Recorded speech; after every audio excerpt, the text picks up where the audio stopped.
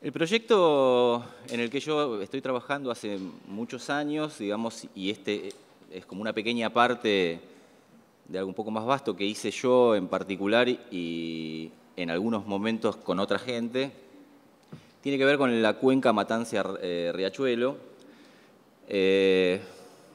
una cuenca que define, digamos, no solo la idiosincrasia, digamos, sino infinidad de aspectos culturales que se corresponden con la ciudad de Buenos Aires.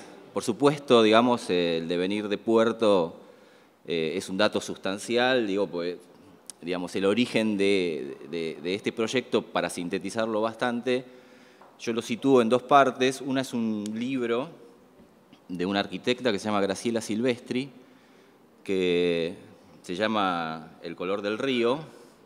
Un libro, la verdad, increíble porque, digamos, trata de pensar un hecho geográfico, no solo por sus características, digamos, morfológicas o topológicas, sino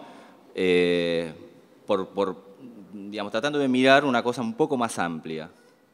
Y por supuesto, digamos, tratando de excederse del concepto de paisaje, que es la otra razón por la cual yo termino un poco interesado, digamos, en este tema, digamos, de la cuenca Matanza-Riachuelo. Básicamente, digamos, ustedes en pantalla pueden ver algunos datos duros, digamos, que surgen de muchos de los estudios, que tanto los que hizo Graciela Silvestri como Acumar, por ejemplo, que es una institución, digamos, que trabaja en función de la cuenca Matanza-Riachuelo.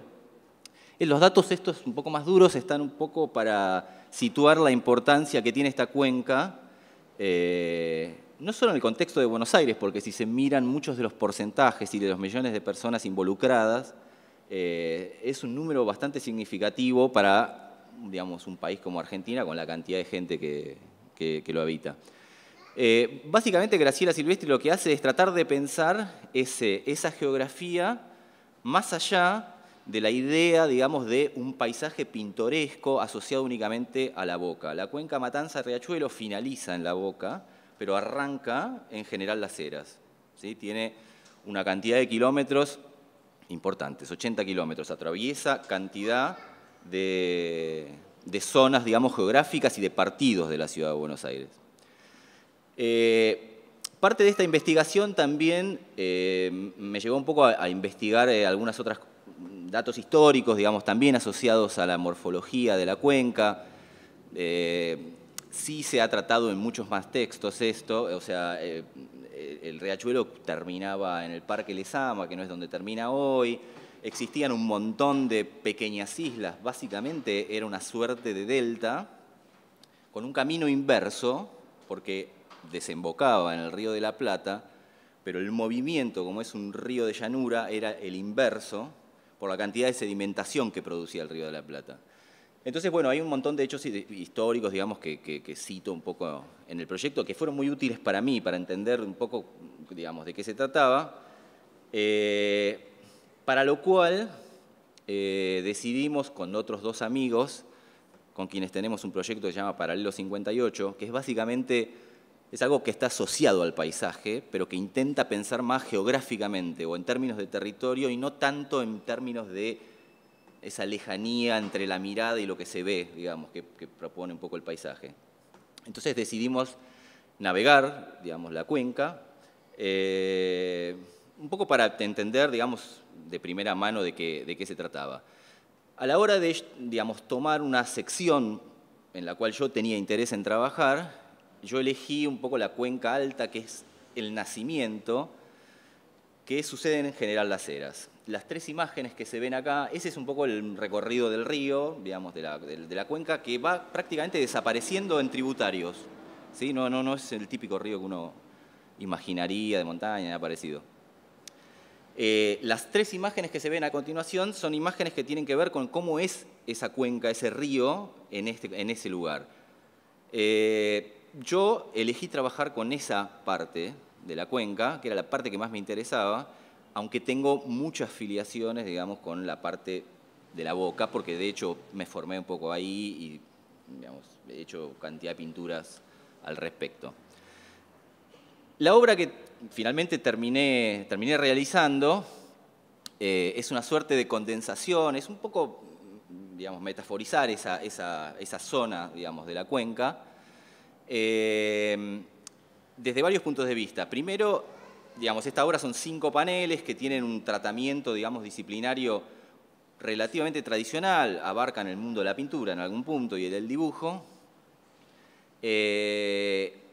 Por supuesto, no es una obra que es literal, no es una serie de fotografías sobre un mismo lugar, por eso digo un poco que, por un lado, trata como de condensar esa idea que es un poco más salvaje, digamos, de la cuenca, y también tiene algunos otros datos que tienen que ver con, sobre todo el polvo que está sobre el piso, porque a la vera de la cuenca, de Matanza-Riachuelo, los proyectos políticos y económicos, los políticos son muy grandes, digamos, como para entrar ahora con los tiempos, digamos, que implica esta presentación, pero son súper ricos para investigar. Y los económicos son como las dos grandes partes. El origen, que era, en principio, grandes matanzas, por eso se llama así, para faenar ganado, y otras partes, digamos, en donde se instalaron enormes carbonerías.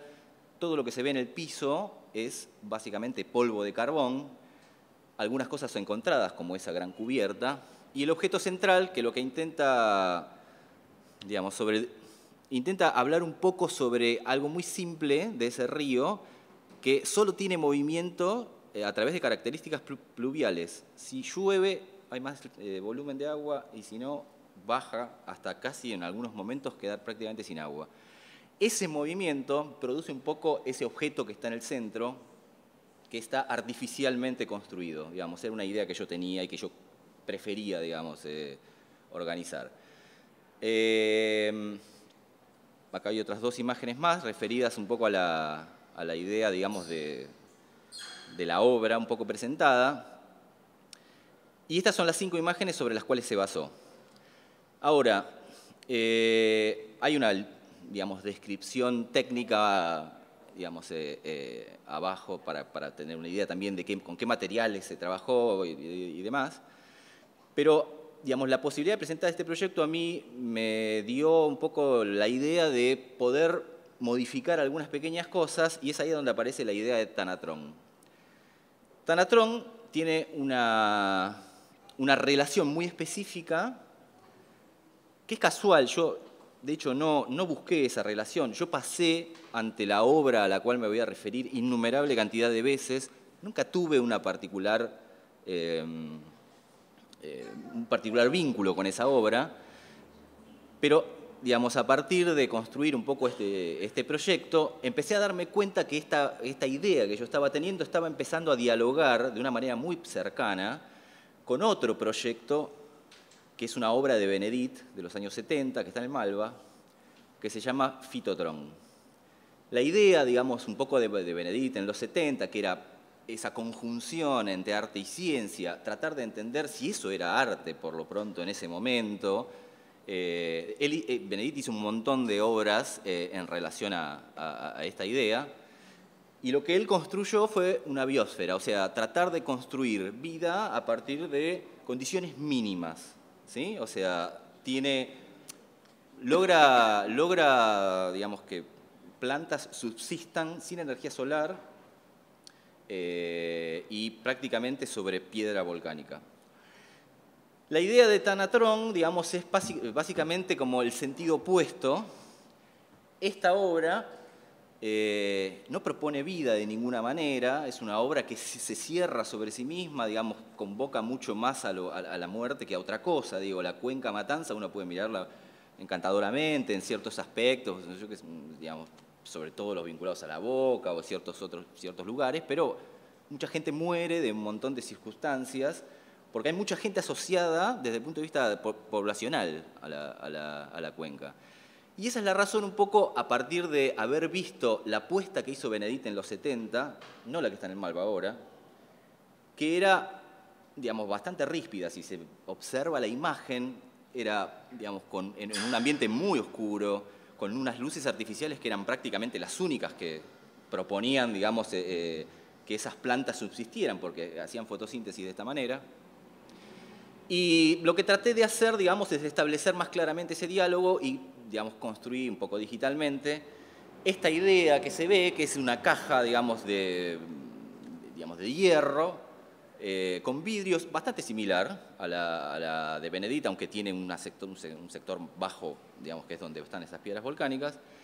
Y básicamente la idea era, digamos, la idea del nombre tiene que ver con esa oposición que se establece, casi casualmente, de dialogar con algo que he visto innumerable cantidad de veces y que empecé a detenerme a partir de algo que yo estaba haciendo y no del impacto que me empezó a producir la obra. Así que básicamente, digamos, la idea tiene que ver con cómo pensar un poco desde el punto de vista visual un sector de un territorio, de una geografía que en principio a nosotros nos determina, digamos, no solo como porteños, por decirlo de alguna manera, pero que determina geográficamente datos fundamentales, digamos, de idiosincrasias nuestras, muy propias.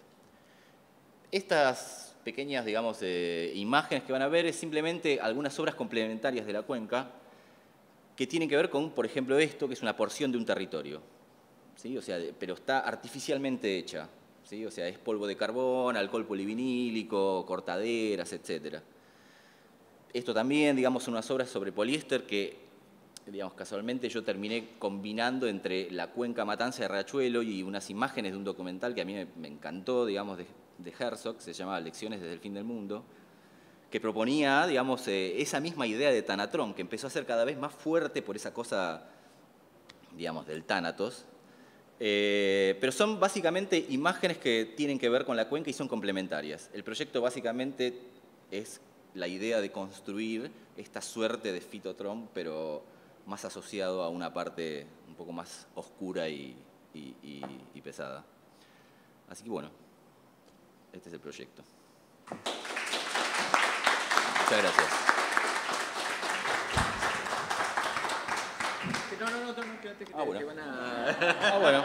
¿Vos crees que te vas a...? No, pero es que tengo una niña que me espera, ¿viste? No, yo sé. Es un chiste, es un chiste. Hola. Hola, ¿qué tal? Si entendí bien, la imagen original ya existe, Sí. tiene el objeto y lo que estarías planteando como en una segunda etapa es ponerle la vitrina por delante. Sí, digamos, construir una suerte de estructura que hermetice de alguna manera esa imagen que, como estaba propuesta, tenía como una cosa muy expansiva porque invadía el piso y al trabajar con tanto contraste blanco y negro, digamos, tenía como una pregnancia muy importante. Y hay un dato que para mí fue relevante, digamos. Cuando yo vi esas primeras imágenes de Benedict y empecé a pensar en la construcción, digamos, de esta pieza con toda esa cuenca y todo ese polvo dentro, la asociación que yo hacía, o visual por lo pronto, era lo más cercano posible a una suerte de museo de ciencias naturales, digamos, tal vez hasta un poco quedado en el tiempo, incluso, digamos. Y era como, de alguna manera, teniendo una obra que hablaba, digamos, dándome cuenta después, digamos, de cosas muy claras respecto del medio ambiente, nunca las pensé de esa manera, ¿eh? O sea,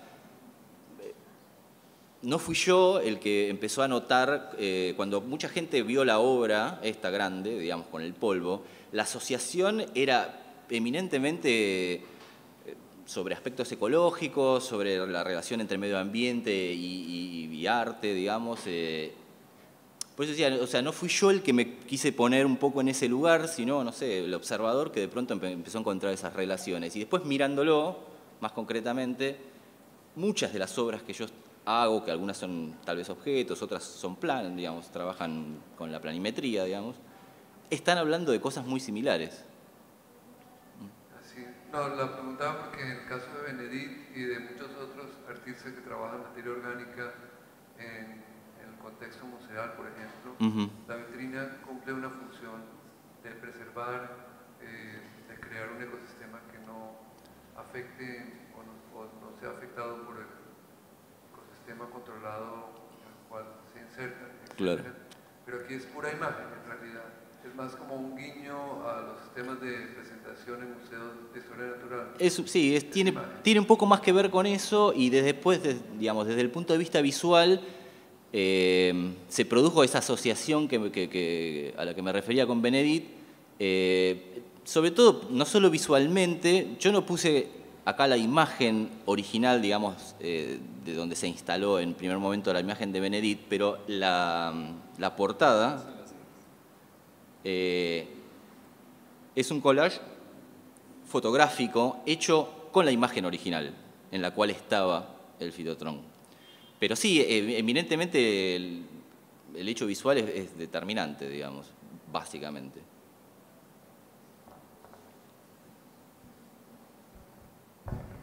Bueno, sí, dos cuestiones. Una, ¿dónde estaría ubicada esta obra en relación con Riachuelo?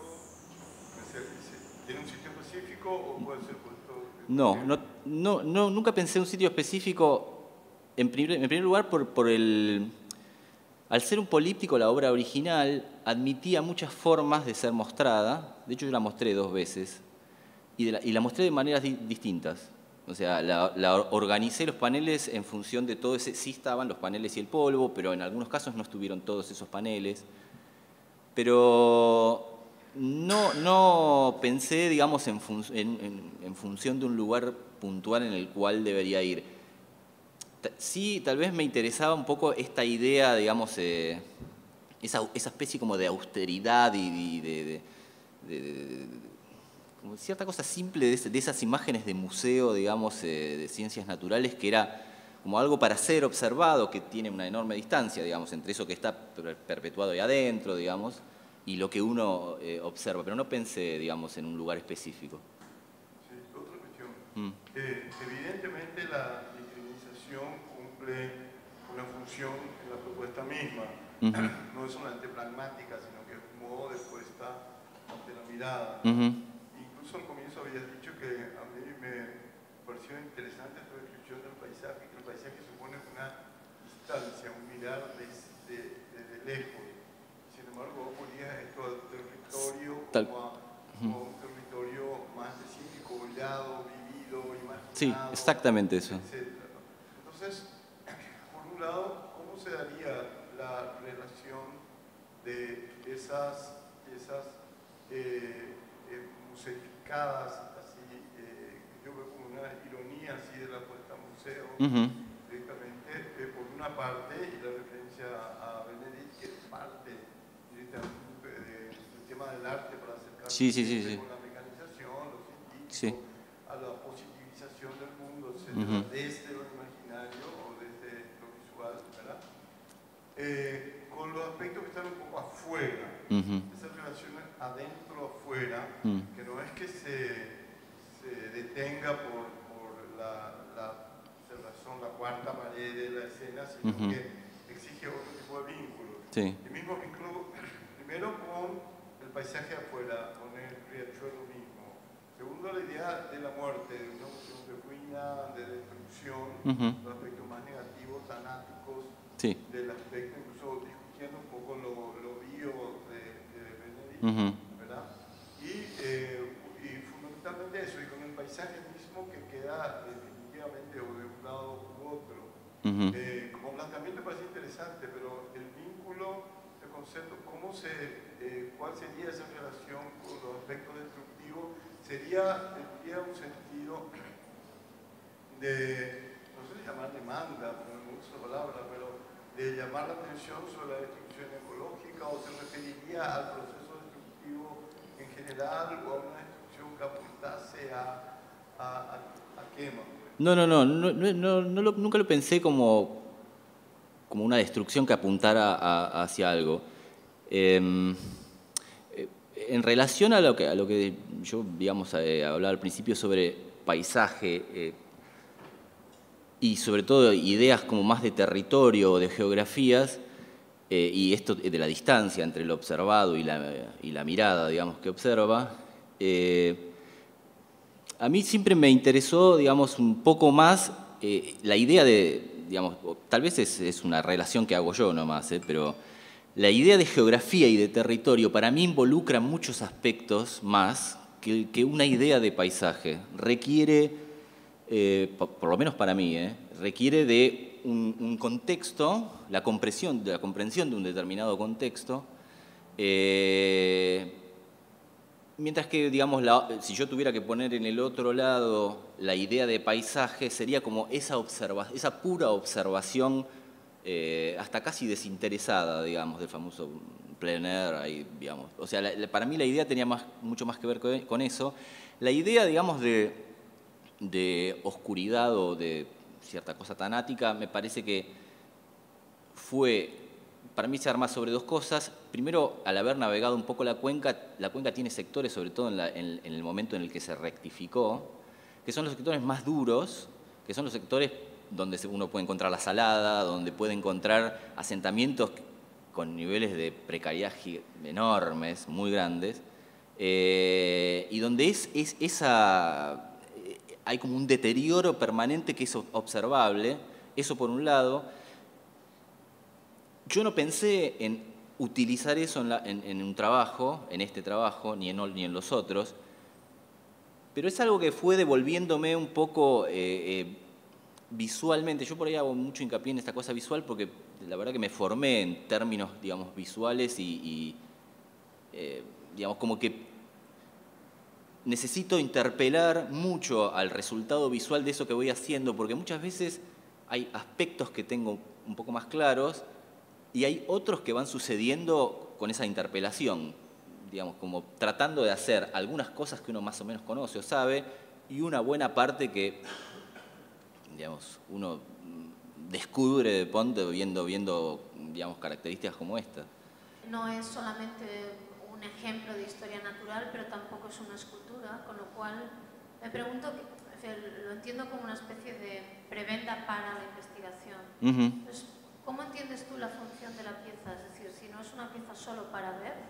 Es una pieza para ver, ya, específicamente. Imaginemos que no es solo para ver. Ajá. Si fuera solo para ver sería simplemente un terrario o una escultura o un display en un museo de historia natural. Pero si no fuera solo para ver, se activaría, de algún modo, activaría una curiosidad en el espectador que le incitaría a una determinada investigación. Me refiero, ¿cómo entiendes tú la posibilidad de la pieza de activar eso que tú has hecho, que es investigar la importancia de un río en un ecosistema, que no se pare ahí? Sí, entiendo perfectamente. Cuando empecé un poco con este proyecto, yo mostré una pequeña parte, que es, digamos, la obra, pero sin ese contexto que estoy mostrando acá. Y para construir esa obra, yo hice una enorme cantidad de trabajos que combinaban datos más duros e información sobre la cuenca, que finalmente no mostré nunca. Nunca fueron parte, digamos, digamos, del discurso visual que se exhibió. Es una buena pregunta porque entiendo que, por un lado, limita la comprensión, digamos, que uno puede tener a la hora de desarrollar un determinado proyecto, porque no está facilitando las herramientas para que eso pase, y entonces tal vez eso cierra el trabajo en una instalación, por ejemplo. No lo digo tanto como crítica, sino como posibilidad. Sí.